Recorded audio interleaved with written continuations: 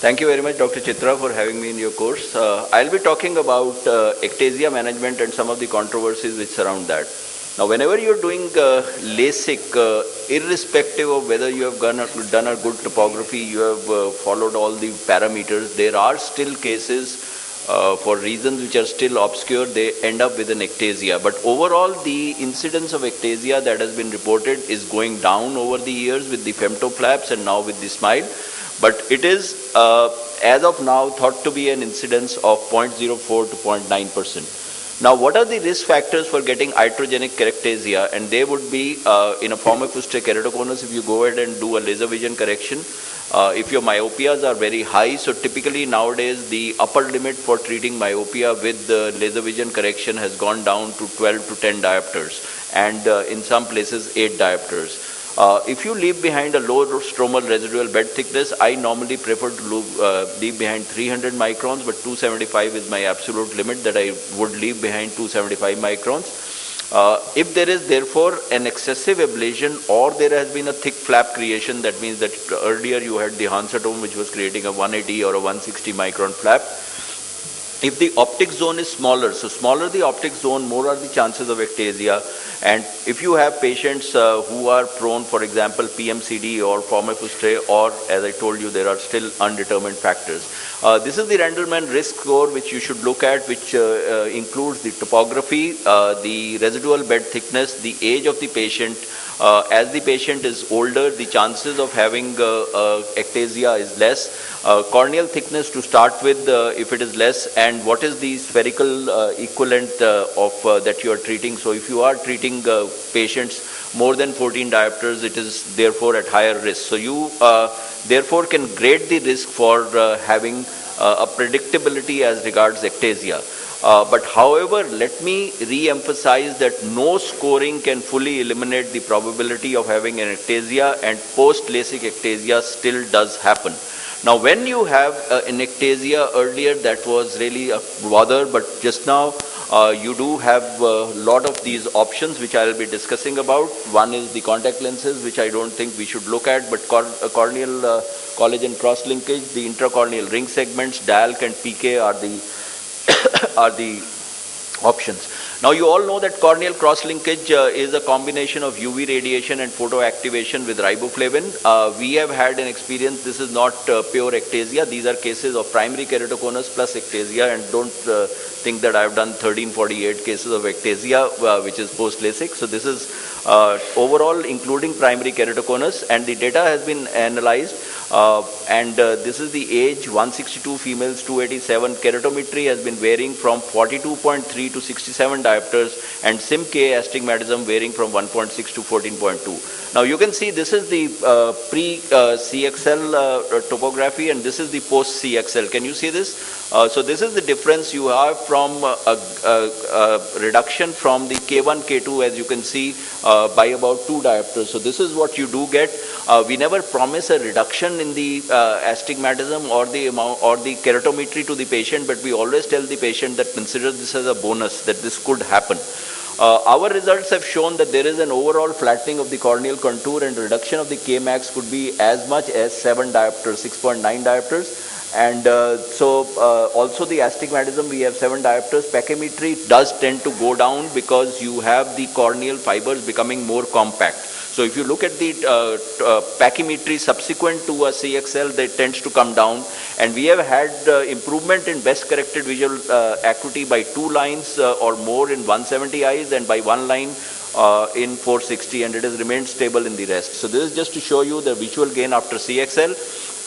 And if you look now specifically at post-LASIK ectasia, the response that you get in a primary case of keratoconus is much better than a response that you get in a post-LASIK ectasia, because the upper part that is being cross-linked really is not mattering. That means that the flap that is being cross-linked really does not matter. So the cross-linking, as it goes lower, tends to have less effect. So possibly that is the difference as the stroma from the upper part to the lower part. And also the diffusion through the flap as it comes through, plus intrinsic pathophysiological difference between keratoconus eyes and ectasia could also be contributing. But overall, to say that the response is not as robust. Now you have accelerated CXL where you expose the patient to higher powers but for lower time, so you can do this. And now there is the procedure which is called as LASIK extra. So if you have a patient that you want to do which is of a higher score, you could do what is known as LASIK extra, wherein you are cross-linking the cornea during a LASIK or a surface ablation procedure to try and prevent the occurrence of ectasia subsequently. So it is like a prophylaxis that you are doing. So a LASIK flap is created, and then the flap is lifted, and then you put the riboflavin dye. Now mind it, you are not, after the laser ablation, you are not using a dye with dextran. It is a dye which is a normal saline, and you put it for about less than, you put it for 60 seconds, and because the flap has already been creating, therefore the penetration of the dye is very good and it penetrates very well. Now after you have put it, you rinse the excess Vibex, sorry, and then you go ahead and put the flap back, and then you expose it again for a short time, which could be as low as 1 minute. So this is what you do, and this is what is LASIK extra. You can do the same thing for surface ablation and then go ahead and do the same irradiation that is there. This is to show you the riboflavin solution. This is applied on the bare stroma, then you put it back, and this is the demarcation line that you have. The LASIK extra, could it be a future prophylaxis? Shinagawa uses it for almost all his cases, and they have the largest number of LASIK extra cases. I am doing it personally. I think Gaurav and Dr. Ramamurthy, they are also doing this particular thing. Now, is it for everybody? I would say no. We do supplementation of the CXL in case there are thin corneas, in case with thin corneas there is high myopia, there is a family history of keratoconus, or there is some topographic asymmetry, or you have a pure cylindrical power in a patient, and there is a difference in astigmatism between the two eyes which is greater than 0.75 or 1 diopters, and in young patients, and hyperopes, this is being used to prevent regression. Now the next thing after CXL is the intracorneal ring segments, and as you can see, this is a normal cornea, and when you're using an Intacs, it is basically working by shortening the arc length of the cornea. Now with the advent of femtosecond laser, this has become more and more in vogue, and all of us are doing it. This is to show you a Kera ring. This is not an Intacs, this is a Kera ring, and you can see this is 630 and 6.75. This is the vision, as you can see, after the rings. This is a pentacam or a Schwingflug image you can see of the Intacs there. And the question or the controversy today is, when should you do the rings? Should the rings be done first and then the cornea be CXL'd, or should the cornea be CXL'd first and then a ring put, or they should be done together? So that is the thing that is there, which one has to look at. Now when you are looking at CXL followed by ring, what are you actually doing? You are actually making the cornea rigid. And once the cornea is rigid, the tendency or the ability of the ring to remold or reshape the cornea becomes less. So therefore it does not make great sense that you first do a cross-linking and then do the other thing. The second thing is that yes, you could do a ring first and then do a CXL. But what is the problem in that particular case is that you are putting the patient through two procedures, and you are then also, possibly there are studies which say that once you have made the channels and you are putting the dye diffuses more into the ring channels, and that causes more of reaction there, and that causes more of flattening effect. So what we are doing just now is that we would be doing both of them simultaneously, and we feel that it is an additive effect when done simultaneously, and this is what we are doing to enhance the synergistic effect, increasing the biomechanical rigidity by CXL. So what the example I give is that if you have a building that is totting, what you have to do is that you have to splint it to make it straight, and that would cement. CXL is cement,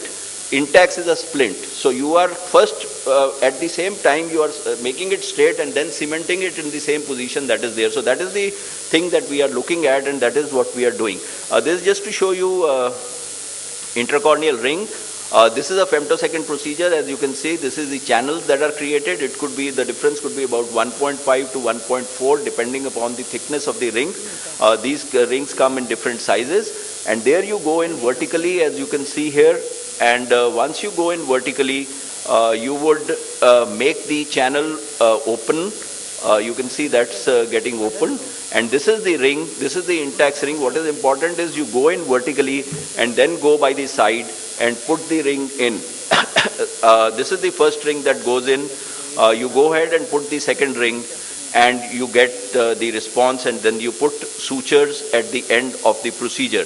Now, this is after you have put the ring, you just remove the epithelium and go ahead and do a CXL. The epithelium, mind you, is removed up to the ring and not beyond it. That is typically what is taught, and that is what we do.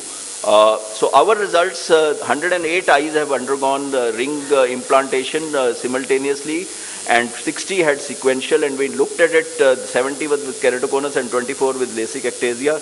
This is what you can see. This is the outcome. This is the pre-op, and this is the post-op. There is a reduction of minus. This is CXL plus the ring segment. Again, another case that is there. And in post-LASIK ectasia, what I have to just tell you is that often this is the ectasia which comes. So it is limited to the inferior parts at time, and you do not need two ring segments. You can work only with one ring segment, which will show you that this is the channel diameter and this is the ring segment, and you can see that how it is flattened, and you just can go ahead and support the segment. So my personal thought is, if you have a post-LASIK ectasia, only CXL is not the way to go. Please supplement it with a single ring, pushing it up. So that is going to give you better results and more predictable results.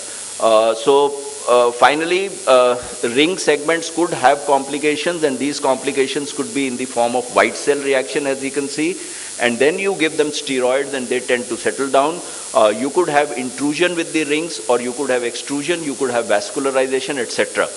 However, to sum up, I would say that the advantages of simultaneously doing a ring segment in CXL gives you predictable and rapid results, and gives you greater improvement, which is seen at 1 and 3 months post-op, and it is maintained over time, and there is no increase I have seen significantly in any haze or channel deposits. Yes, some cases have had white cell reaction, but they tend to settle down, and in all these cases I had to explant 2 rings because of melt of the cornea on top of it.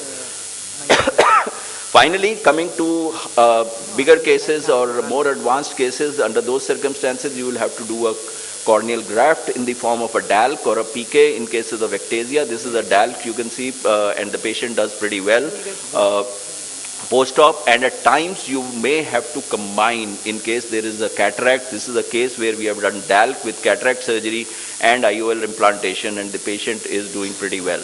So to sum up, I would say you have to have your own chart as to how you are going to manage these cases, whether you are going to intervene as LASIK extra, whether you, first of all, you are going to do a case or not, whether you are going to intervene as LASIK extra or surface ablation also doing CXL. Then subsequently, if you have a case when you are treating with CXL alone or with intracorneal ring segments or going on to DALC. But what is important today is that post-LASIK ectasia is not as dreaded as it was. You have management options which are giving good results, which improve the uncorrected and best corrected visual acuity. Thank you very much for your kind attention.